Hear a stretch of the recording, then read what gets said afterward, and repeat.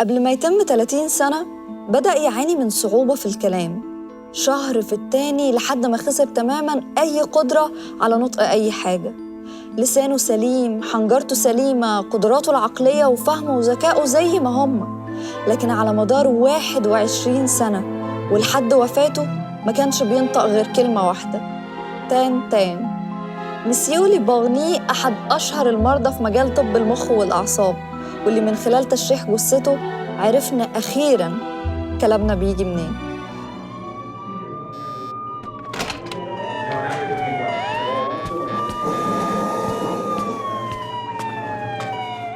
أنا إيمان الإمام ودي الاسبيتال.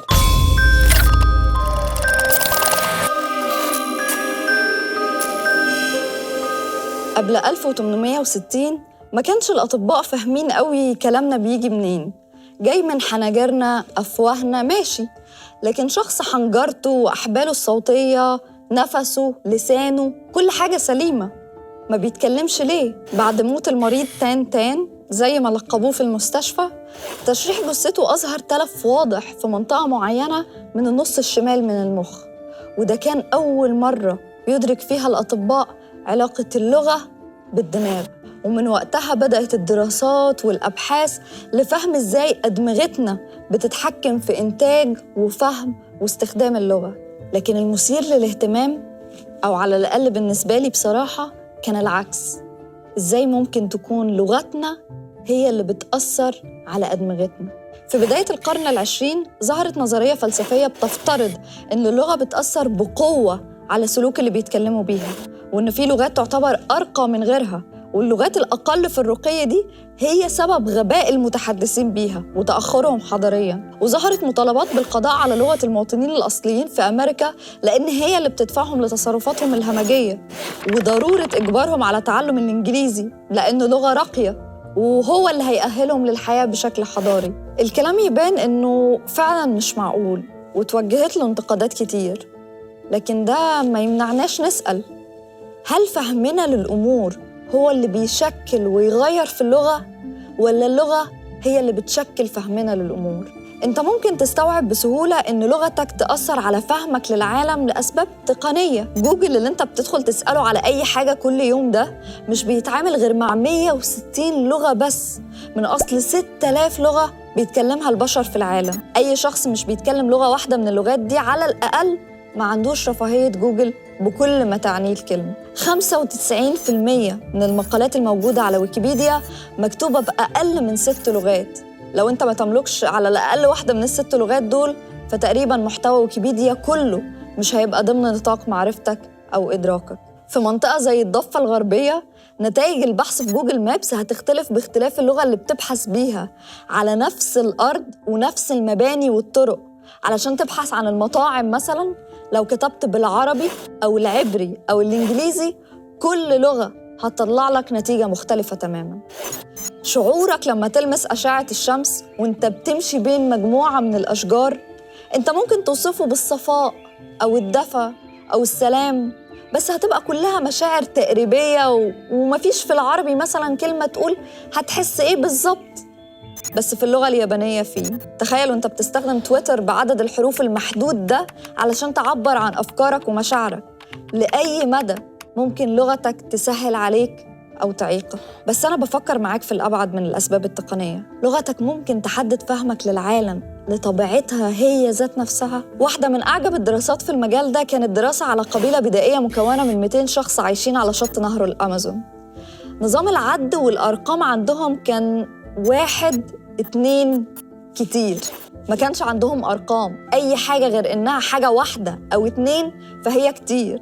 ال3 زي ال20 زي ال100 زي المليون. لبساطة حياتهم النظام ده كان مكفيهم. أصل ناس عايشين على ضفاف نهر بيصطادوا سمك ويقطفوا ثمار، محتاجين أرقام إيه لحسابات البنوك أو تعداد السكان أو 13% ضريبة؟ مش محتاجين الأرقام المعقدة دي. مفيش ليها ألفاظ في اللغة بتاعتهم، بس هم مش محتاجينها ولا مش فاهمينها. القائمين على الدراسة دي كانوا بيحطوا قدام أهل القبيلة دول 15 سمكة على الترابيزة مثلاً، ويطلبوا منهم يكونوا قصادهم عدد مماثل من السمك اللي شايفينه. أهل القبيلة كانوا بيفشلوا تماماً إنهم يقدروا أو يقلدوا عدد السمكات المحطوطة قدامهم، ولا حتى بشكل تقريبي. وكل ما كان عدد السمكات قدامهم أكبر، كل ما كانت المهمة أصعب.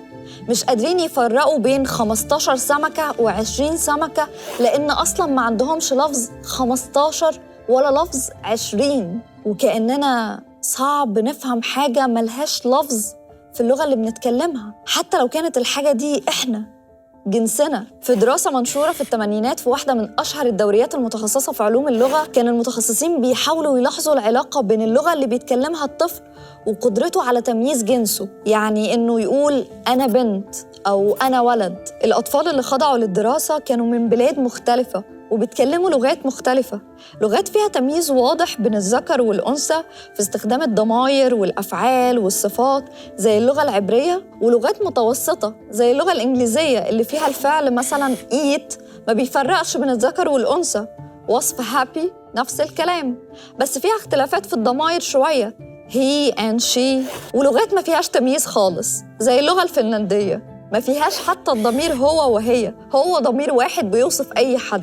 أنت متخيل إن طفل يجاوب ويقول أنا ولد أو أنا بنت؟ دي حاجة مش صعبة يعني. بس تخيل إن الأطفال اللي بيتكلموا اللغة الفنلندية مثلاً بيستخدموا نفس الكلمات وهم بيتكلموا عن أمهم وأبوهم. مفيش مثلاً بابا حلو أو ماما حلوة، لا، هو وصف واحد ليهم هما الاتنين. الولد بيتوجه له أوامر بنفس الصيغة اللي بتتوجه لأخته البنت، مفيش اسكت واسكتي، هي صيغة واحدة ليهم هما الاتنين. الدراسة أظهرت إن تمييز الطفل لجنسه كان بيظهر عند الأطفال المتكلمين باللغة الفنلندية دي وهم أكبر في السن سنة كاملة عن ما بيظهر عند الأطفال اللي بيتكلموا لغة عبرية. استيعاب الفرق بين الجنسين كان بيتأخر عندهم لأن لغتهم مش مساعداهم. انت عارف إن لغتك هي الأداة اللي بتعبر بيها عن العالم اللي انت شايفه، بس تخيل لو طلعت لغتك هي اللي بتوريك العالم، بتوريهولك حرفياً. في تجربة بسيطة كان بيتعرض قدام مجموعة أشخاص رسومات متفرقة ومبعثرة لعناصر كتير ويطلب منهم يلاقوا عنصر محدد. ظهر إن الأشخاص اللي كانوا بيرددوا اسم العنصر المطلوب منهم ده بينهم وبين نفسهم كده بس كانوا بيلاقوه أسرع، وكأن رؤيتنا محبوسة في إطار لغتنا. لو أنا وإنت بنتكلم لغتين مختلفتين ممكن جداً نفهم ونستوعب ونحكم على الأمور بشكل مختلف. لو جماعة بتسميه إجهاض وغيرها بتسميه حق الأنثى في الاختيار، لو جهة بتسميها بويضة مخصبة وجهة بتسميه جنين أو طفل، اقتحام العراق وتحرير العراق، لو أنت بتقول عليه طب بديل وأنا بقول عليه علم زائف، ممكن فعلاً نشوف الأمور بشكل مختلف. ممكن تكون حكيم ودبلوماسي وعارف بتقول إيه وبتتحكم في كلماتك كويس في المناسبات المختلفة، بس اتأكد إن الكلمة اللي بتخرج منك واللي بتوصل ليك ممكن تكون هي كمان بتغير وتتحكم فيك أكتر مما تتخيل. كل أمنياتي بالشفاء والقوة لكل محاربين الأمراض في كل مكان.